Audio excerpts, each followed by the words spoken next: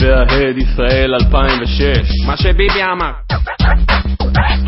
המדינה צריכה מנהיג חזק אבל לא לשלום. כל דבר שביבי יגיד אני פשוט ארשום. חלש, נמאס, חזק מול החמאס.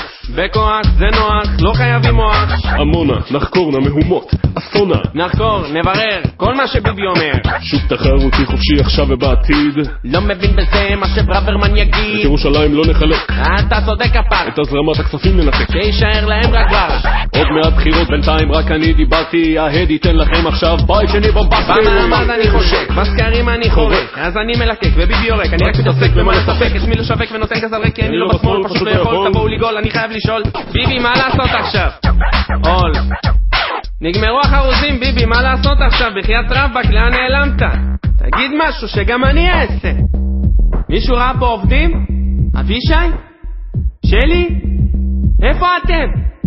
תעזרו לי! אני צריך אתכם! ביבי וההד ישראל 2006.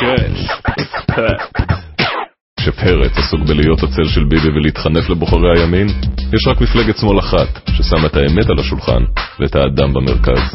מרץ.